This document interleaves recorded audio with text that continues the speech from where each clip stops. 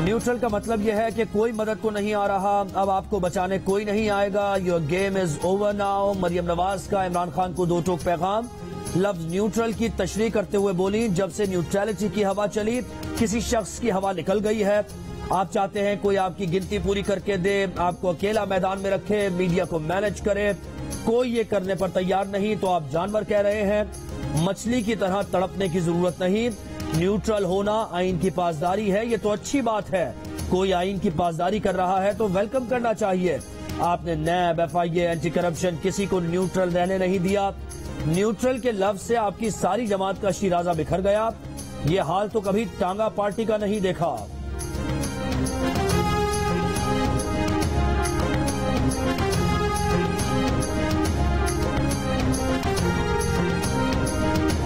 डराने धमकाने के तो दिन गए, अब तो इमरान खान साहब के हिसाब किताब का और उनकी बंदिश का वक्त है। अब तो उसकी खैर मनानी चाहिए। ये धमकियां वो ऑपोजिशन को नहीं दे रहे, ये धमकियां वो किसी और को सुना रहे। आप खड़े होकर जलसों में बदतमीजी करते हैं, बदतहजीबी करते हैं। बिलावल को आप कहते हैं कि उसकी उर्दू अच्छी नहीं, उसकी आप नकलें उतारते हैं। मस्खरे लगते हैं आप जब ये काम करते हैं। जलसों में मुखालिफिन के नाम बिगाड़ने और इमरान खान के जारहाना अंदाज पर मरियम नवाज की कड़ी तनकीद। कहा, बाजारी जबान इस्तेमाल मत करो, जबरदस्ती डराने धमकाने के दिन गए, अब हिसाब किताब के दिन है। ये धमकियां अपोजिशन को नहीं किसी और को सुना रहे हैं। ये चीखे हैं कि मुझे बचा लो। कभी मजहब कार्ड, कभी साजिश, कभी करप्शन कार्ड इस्तेमाल करते हैं। अवाम ने रेड कार्ड दिखा दिया। हम अदालतों की तरफ देख रहे हैं। हुकूमत बचाने के लिए आइन का हुलिया बिगाड़ने से रोका जाए। आइन को न मानने की एक ही सजा आर्टिकल 6 है। जिस नवाज शरीफ को आपने कहा उसकी सियासत खत्म हो गई, आज उसी नवाज शरीफ ने आपके घर में घुसकर आपको मारा।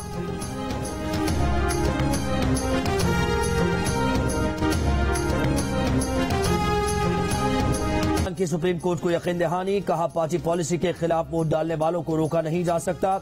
हल्फन कहता हूं, तहरीक अदम एतमाद के दिन पार्लियामेंट के सामने कोई हुजूम नहीं होगा। किसी रुकन को असेंबली आते हुए हुजूम का सामना नहीं होगा। जस्टिस मुनीब ने कहा, सिर्फ तहरीक अदम एतमाद वाले दिन नहीं, बाकी इजलास के दिनों में भी हुजूम नहीं होना चाहिए। अटॉर्नी जनरल ने इसकी भी यकीन दहानी करा दी। तहरीक अदम एतमाद से पहले सियासी जलसे रोकने के लिए सुप्रीम कोर्ट बार की दरखास्त पर समाअत में chief justice of Pakistan justice Umar Ata Bandial ने कहा, वोट डालना अरकान का आईनी हक है। अदालत अभी तक कौमी असम्बली की कार्रवाई में मुदाखलत पर कायल नहीं हुई। बेहतर होगा कि असम्बली की जंग असम्बली के अंदर लड़ी जाए। बार के वकील ने कहा, 14 दिन में इजलास न बुलाकर स्पीकर ने आइन तोड़ा। आर्टिकल 6 के तहत संगीन गद्दारी के मुर्तकिब हुए। अटॉर्नी जनरल बोले, जिन पर पहले आर्टिकल 6 लगा है उस पर तो अमल करवा लें। चीफ जस्टिस अटॉर्नी जनरल के इस तबसरे पर मुस्कुरा दिए।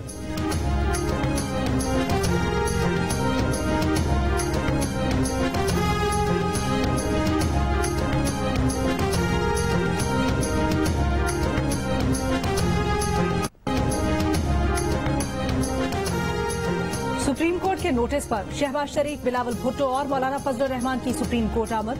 मौलाना फजलुर रहमान बोले, ये हुकूमत ही नाजायज है, पहली मर्तबा सुप्रीम कोर्ट आए हैं। बिलावल भुट्टो जरदारी ने कहा, हम पार्लियामेंट को अदालत की दहलीज पर नहीं लाए, आईनी और कानूनी जंग वुकला के जरिए लड़ेंगे, सियासी बयानबाजी नहीं करेंगे। शहबाज शरीफ ने कहा, अदालती नोटिस पर आए हैं, वुकला ने मेहनत से पिटीशन तैयार की है।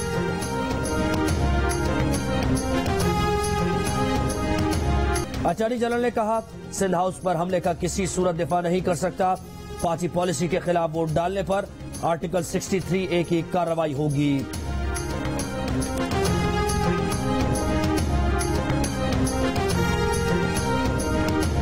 रेफरेंस आपकी तरफ से फाइल होगा या कोई प्रेसिडेंट ऑफ पाकिस्तान की तरफ से पैरवी कौन करेगा? Attorney general. इसमें 2-3 सवाल पूछे। बुनियादी तौर पर 63A की तशरीह है। डिस्क्वालिफिकेशन अगर है तो फॉर लाइफ है, और वोट की जो है क्या उसका वेटेज होगा, ये काउंट हो सकता है, नहीं हो सकता है। सदर मुमलिकत की तरफ से अटॉर्नी जनरल ने मुनहरिफ अरकान से मुतल्लिक सदारती रेफरेंस सुप्रीम कोर्ट में दायर कर दिया।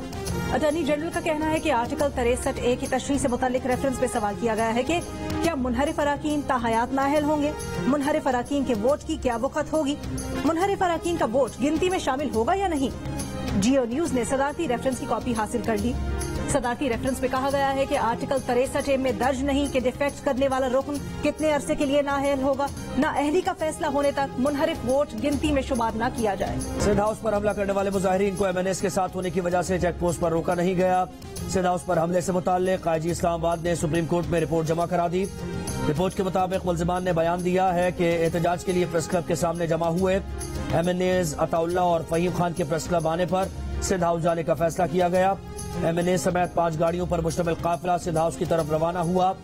पुलिस की जायद नफरी के बावजूद सिंध हाउस का गेट टूटना शर्मिंदगी का बायस है। 10 एहलकारों के खिलाफ गफलत पर कार्रवाई की जा रही है।